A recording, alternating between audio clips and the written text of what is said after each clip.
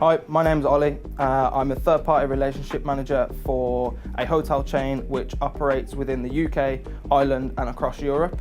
I've been in the role for 6 months now. Predominantly, I manage the non-voice back office functions of hotel reservations. The office I manage is based out in India, which gives me the exciting opportunities to go out there and travel, to share my faith and my beliefs with those guys that I work with out there. A bit background of my career. So I've worked at the company for 6 years now. I started working here at 18 and God has blessed me with 4 promotions during that time. However, it hasn't all been plain sailing. There have been moments that I've found very difficult. Whenever in the face of adversity though, I've always sought guidance from God, and He has always given me the wisdom and the discernment to overcome the circumstances that I find myself in. The thing that I challenged myself with most when I first became a leader was to become a leader with integrity, but also a leader that was Christ-like within the workplace. Now, there are daily opportunities to bring the light of Jesus to this world, whether that's to be kind, to be friendly, to be caring, taking a genuine interest in those that I manage, and to develop them into key figures within the company, whether that's in another department, a promotion, anything like that. Developing them and investing in those guys is really, really key to seeing others succeed, and it highlights to me the ways in which God is using me to bless and positively impact other people's lives. As part of my growth, I've been taking part in the Leadership Academy at Life Central. I've really enjoyed it and I've really seen God highlight practical steps in which I can apply to my day-to-day job and fulfill God's purpose over my life. I'm Ollie, and that's what it's like to walk in my shoes.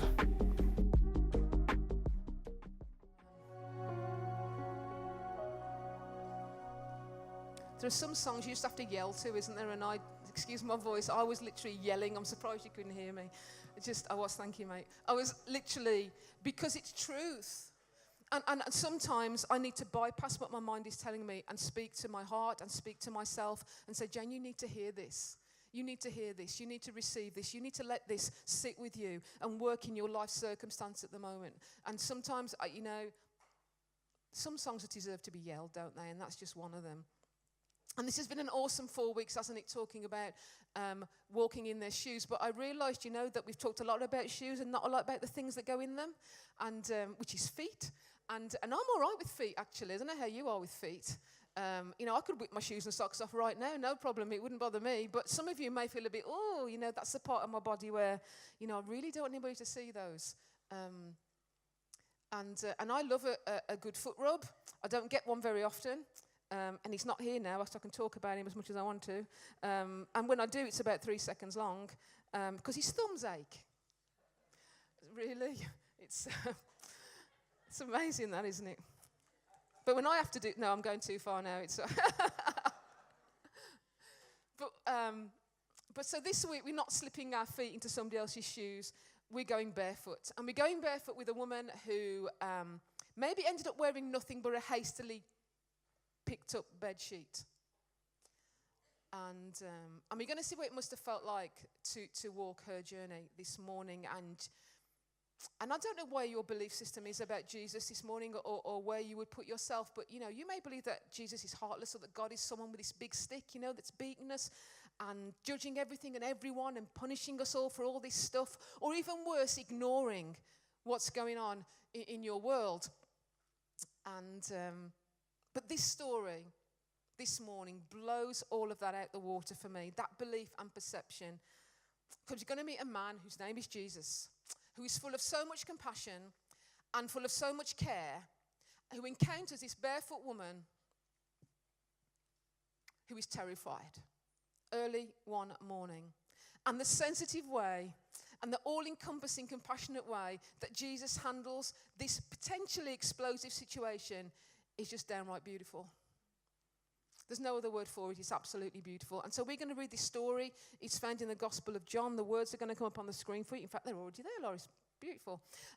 So we're going to start reading at John chapter 8. And it says this: Jesus returned to the Mount of Olives, but early the next morning he was back again at the temple.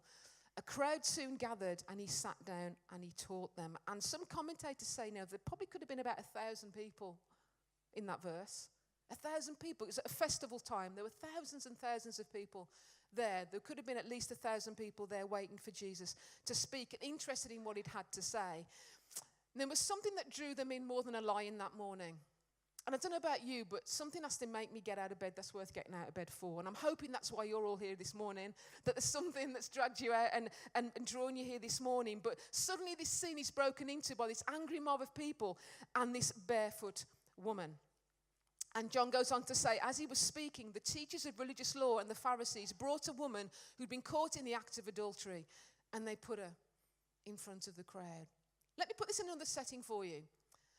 So we've come to church this morning and we're singing like we were about 5 minutes ago, and I was yelling like I was 5 minutes ago, and all of a sudden the doors at the back slam wide open and men come running down to the front, dragging this woman, and they throw her right at the foot of the stage here, right at my feet, and she's nearly naked. She's right there. That goes beyond something that I would have predicted to be the top 3 things that would happen this morning. And what would you do? And what would I do? And now, as charismatic as Jesus was, and as popular and engaging as he was as a teacher, the religious leaders of his day had been trying to get rid of him for ages. And they wanted to destroy his credibility. And they would have known that he taught on these steps. And they knew a crowd would be there. So everything was in place. They had witnesses, as you would have been this morning if it had happened right here, right now. It was a complete setup. It was a complete trap. Now just put yourself in this woman's shoes. How frightened she would have been. How terrified. All these people condemning her. And John goes on to say, "Teacher," they said to Jesus, "this woman was caught in the act of adultery. And the law of Moses says to stone her. What do you say?" What do you say? They were trying to trap him into saying something they could use against him. So why was it a trap? Well, note that they said that this woman was caught in the act. And somehow these legalistic people, these Pharisees, had caught a couple in the act, a married man, as it was called adultery, who notice is in no way held accountable. Where's the guy? And they take this woman, who is guilty, yes, and they drag her out and they present her to Jesus. Now just take a minute to let that sink in. I doubt whether they gave her time to dress herself. She may have been completely naked for all we know. Everything laid bare in front of men. In front of men. This, without a shadow of a doubt, would have been the most darkest, shame-filled, humiliating moment of her life. And they say to Jesus, "Should we stone her?" Now, what they were actually asking him was true. Under the law of Moses, she should have been stoned. But if Jesus had said no, then he would say it's okay to break the law. But if he'd said yes, then he wouldn't be the loving person he was saying he was. So how did Jesus know it was a setup? Well, Jewish law, that they were so keen on reminding Jesus of, Jewish law required that you bring both the man and the woman. It takes 2 to tango, doesn't it? The last time I checked. So where was the man? He could have been a Roman soldier because they weren't actually under the Jewish law at all. So maybe he'd have got off that way. Or maybe they paid someone and said, "Will you jump into bed with that woman?" However it played out, Jesus had been set up by these people. How else do you catch somebody in the act of adultery? They needed to know who she was, where she would be, what time it was going to be. She was used by them to trap Jesus as if she hadn't been used enough already. I want you to feel her story this morning. I'm unashamedly labouring this. I want you to feel her story. They dragged her half naked or even naked through the streets. And in front of a watching crowd, they literally threw her to the ground like a piece of common trash. Like a piece of common trash. She had no exit. Deny the accusation, but she was guilty. She'd been caught. plead for mercy from whom? Who was she going to ask for mercy from? From God? In her eyes, he's representatives of the ones squeezing the stones and pointing the fingers. No one would speak for her. There she was crying. Her feet were probably muddy and bare. Her arms maybe clutched around her chest, trying to cover at least some element of modesty for herself that she would have left. Her heart would be pounding in her chest, knowing the law herself and knowing that within minutes she could be dead. She could be dead. Here lay a broken woman, a shattered woman, probably feeling the weight of her own guilt as well as the weight from the crowd that was accusing her. Let's hear from her. They are right. They caught me. Did they plan this to trap me? Well, 'cause you see, I'm a woman caught in adultery, pulled in by these men who hold stones ready to pelt me. Did they not give me a chance to change out of my rags of shame? Pulled me in, made me stand before this man people claim to be the Son of God, the Son of the King. What else can I say? Have mercy? Have mercy on this woman who sneaks out in the night doing things she shouldn't be, trying to find satisfaction but being left with only fraction, causing her to repeat the same action over and over again. Insanity. That's what I'm known for. They don't see me as me, but only the things I do that are not holy. And that's how they found me, dragging me out for all to see. The person I became, naked, dirty, shamed, yelling for all to hear. This woman deserves the death penalty. So what excuse can I make?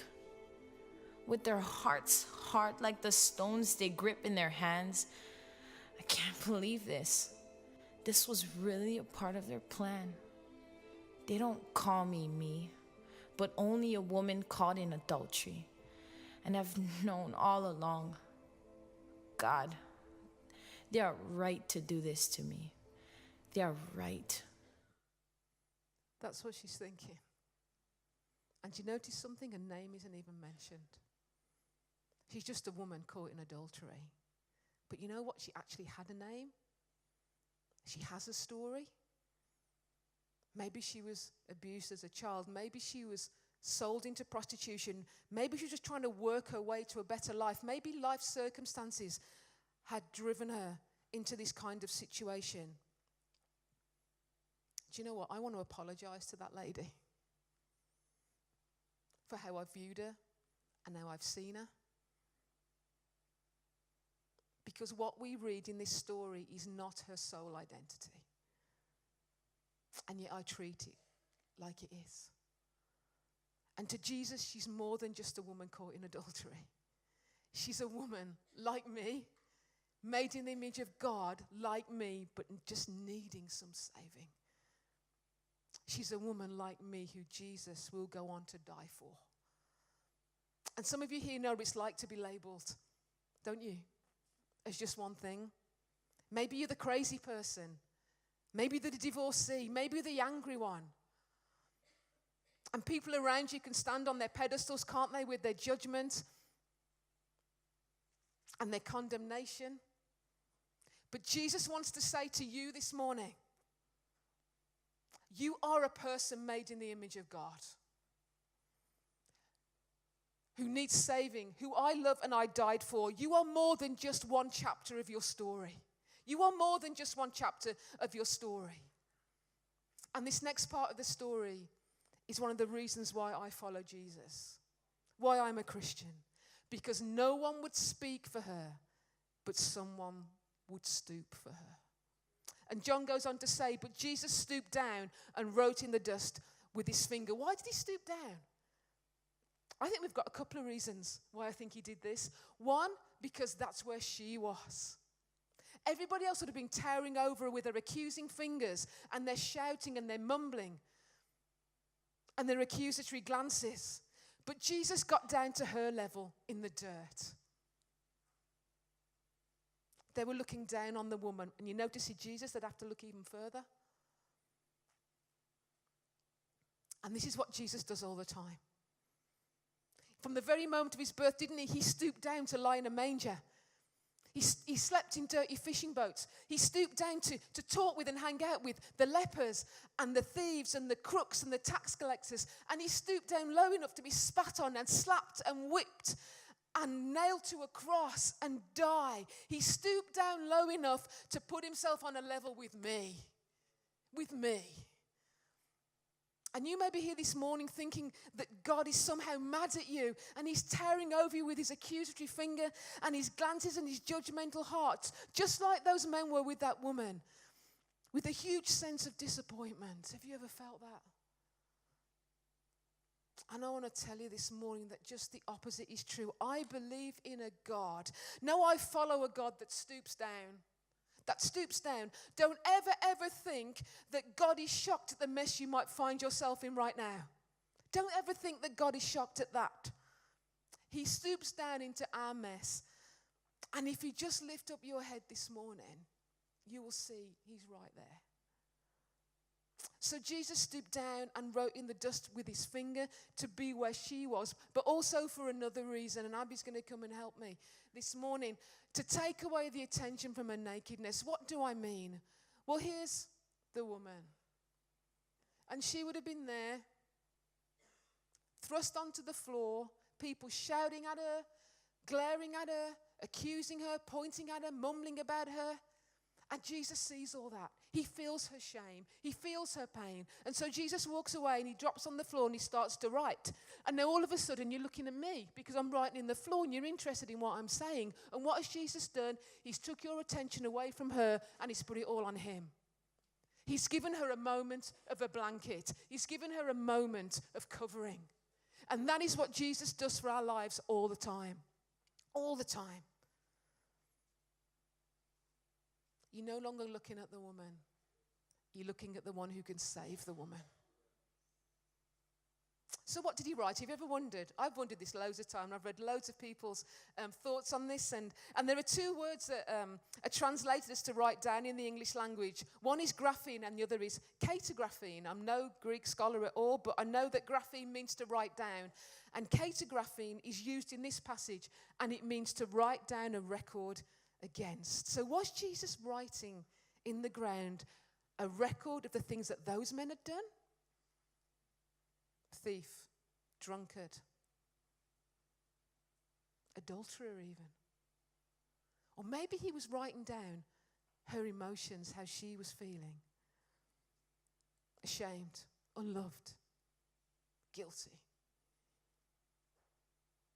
But still they kept on, and John goes on to say, they kept demanding an answer, so he stood up again. And he stood, not to preach, not to teach, not to talk to his followers and have a conversation with them. He didn't speak to anybody else. I'll tell you why he stood. He stood on behalf of that woman. He stood on behalf of that barefoot woman, and he placed himself between her and the crowd, and he said, all right then, but let the one who has never sinned throw the first stone. And then he stooped down again and he wrote in the dust. He went back to where that woman was. And I'd love to think that this time, he wrote forgiven, forgiven, forgiven, because actually she was the closest person to him to see what he was doing.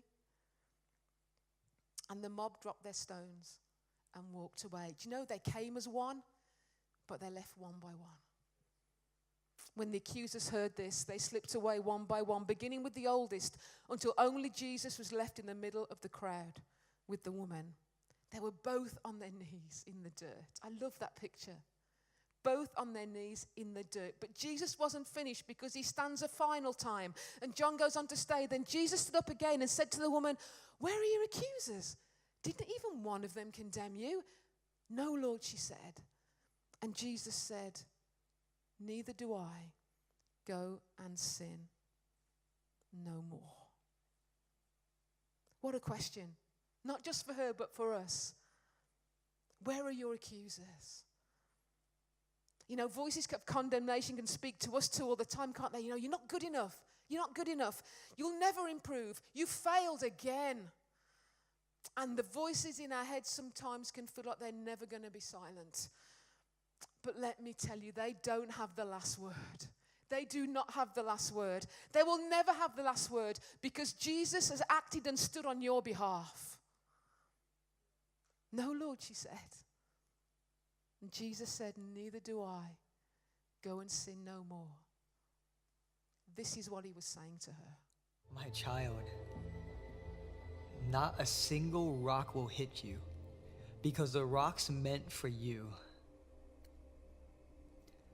will be thrown at me, and I will take all your shame, and I will take all your names and call them mine. I will be despised and downtrodden. I will be bruised for your adultery, crushed for your unfaithfulness, and your death penalty will fall upon me. And all those accusations you hear will scream my name. Every finger and eye will be fixed on my body, nailed to a tree, so that your innocence is permanent. Your sins carried away, never to return. Those voices turn to silence, and your weeping turned into dancing. Daughter, who can condemn you? Who can bring a charge against the one whom God justifies? What claim could possibly reach the one who approaches the throne of grace? So go and live the life I've given you. Do not think I've given you new rules, but that I died to free you into a life beyond measure. You are not just freed from guilt, but into unending joy, not just saved from condemnation, but into adoption. Child, do you hear me? I love you, I love you, I love you, I love you. Can you simply believe it? Your life doesn't have to be like this. That's what he was saying. You don't need to find your worth in this way. You don't need to find love in all of the wrong places. You know, you are so priceless and so valuable that the God of the universe stooped down into the dirt just to be where you are. Can you imagine how she felt as she walked away that morning? She'd come barefoot. She'd come captured, dirty, accused, and then she met Jesus that morning, and she finds herself leaving still barefoot, but clean, free, not guilty. And do you know why this is so important to invite people to? Because this changes everything. This changes everything. And I don't know whether you've met this Jesus this morning, or whether you have and you haven't seen this side of his character, or maybe you've even forgotten what it feels like to be in his presence in this way. But I want to say I'm really sorry if you've in any way felt or picked up the idea that God is your accuser. He just isn't. He just isn't. I want to say to you, he's the kind of God that meets you in the dirt. And how do I know that? How do I know that? Because he meets me there more regularly than I would like to admit to you. You see, who is this woman? This woman's me. Not caught in an act of adultery, but I've done wrong things. I've even been caught doing a few of them. And sin, under that law, I am guilty. But then there is this beautiful moment of grace. And Jesus could have put that woman to death, but he didn't. He chose to forgive her and took her place on a cross to die for the wrong things she'd done. He forgave her sin. And where I tend to deny it, my sin, or diminish it, or even blame others for the things that I do, Jesus just simply forgives it. He forgives it. And then tells me there's another way to live, Jayne. Just go and don't do that anymore. And I want you to close your eyes with me this morning, if you would. Because I want you to imagine a scene. And I want you to imagine that you're kneeling in the dust, in the dirt of a road. And there's somebody kneeling right next to you, and he just happens to be Jesus. And Jesus can look and be dressed in any way that you want him to be. And he's kneeling right next to you, and he starts to write in the dust of the road what would he write for you? What would he write for you?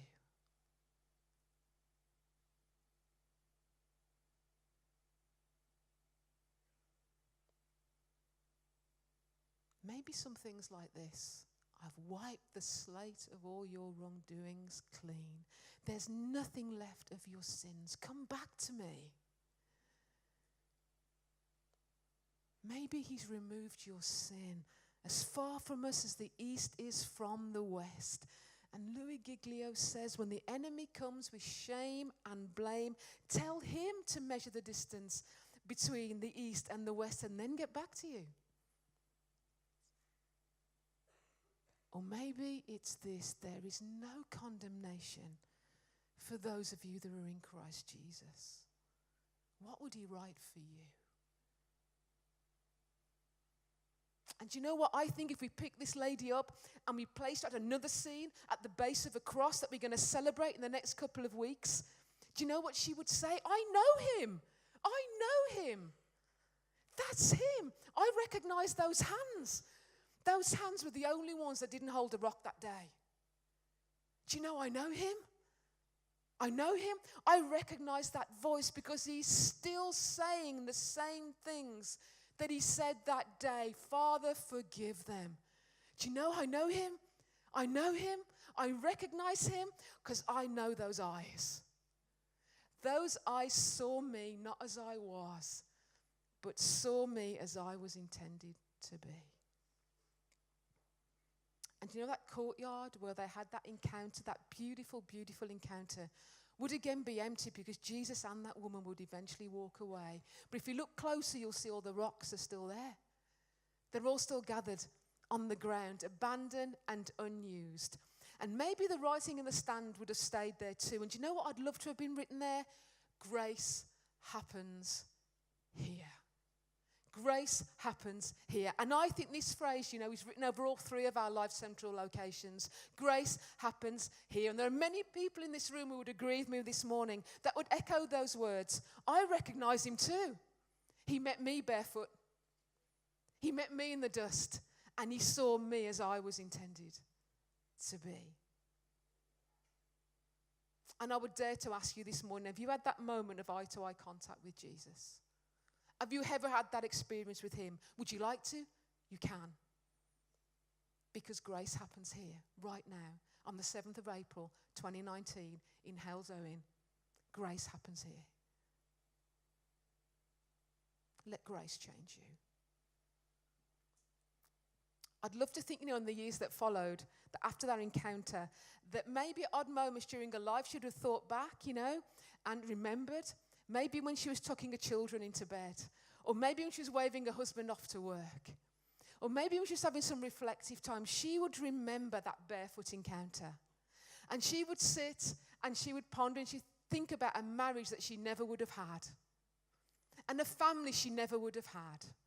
And a life that she never would have had. Were it not for this man, Jesus, who stood for her when others wanted to stone her, who stooped to pick her up and send her into her life forgiven.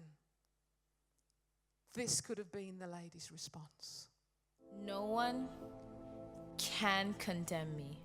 Their accusations left me broken and beaten, but your love shields me, and your wounds heal me. Once I was your enemy, and your law would not forgive me, and they sang their verdict like verses over me, but they forgot the refrain that I have an advocate who keeps no record of wrongs, and his redeeming love will be my song. Will be my song. Maybe some of us need to remember that this morning, that we have an advocate. We have a Savior. We have somebody who stands for us. And if you don't know what it is to have that beautiful relationship with Jesus, I want to give you an opportunity this morning. And just while you close your eyes just for a few seconds, who wouldn't want to meet this man? Jayne, if he is who you say he is, who wouldn't want to meet this man?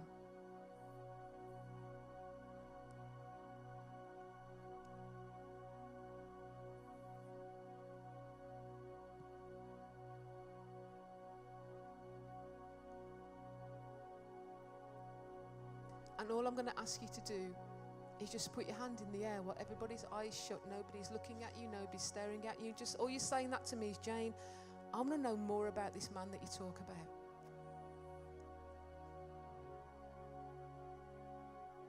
I just want to know more.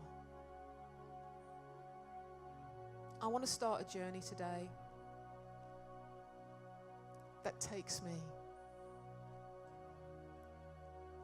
into a life that is full of adventure and full of excitement. And yeah, it's not going to be pain-free and struggle-free, but you know what? I'm no longer doing this on my own.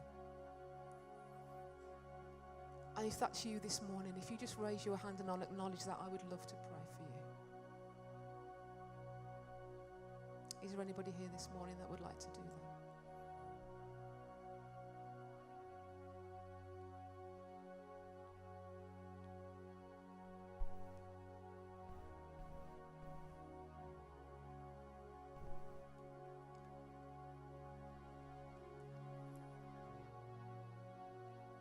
And we're going to take communion this morning. And if you're not sure what this is just a meal that we have that remembers and celebrates what Jesus does, still does for us.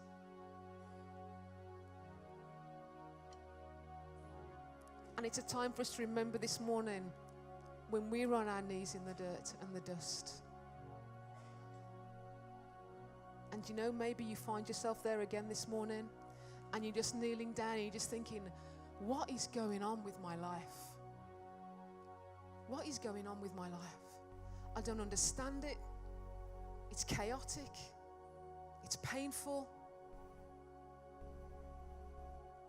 I don't understand what is going on in my world. But do you know what?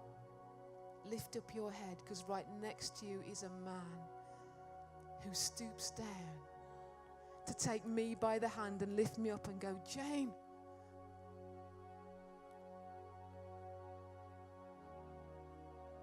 I am. And whatever you need to put on the end of that sentence this morning as you come out to take communion, you know, I am strong enough. I am secure enough. I am big enough to carry the weight of your world. And this is the God that I'm talking about. The Son Jesus is the image of the invisible God. He's the firstborn over all creation. For in him all things were created, things in heaven and on earth, visible and invisible, whether thrones or powers or rulers or authorities. All things have been created through him and for him. He is before all things, and in him all things hold together. And he's the head of the body, the church. He is the beginning and the firstborn from among the dead, so that in everything he might have supremacy. That is who he is. That is our God. That is Jesus. And you know what? He could have stayed there, but he didn't. Because this is also who he is. Jesus, who being in the very nature God, did not consider equality with God something to be used to his own advantage. Rather, he made himself nothing. He stooped by taking the very nature of a servant, being made in human likeness, and being found in appearance as a man, he humbled himself. He became obedient to death, yes, even death on a cross. Therefore, because of that, God exalted him to the highest place and gave him the name that is above every name, that at the name of Jesus, every knee will bow in heaven and on earth and under the earth, and every tongue acknowledge that Jesus Christ is Lord.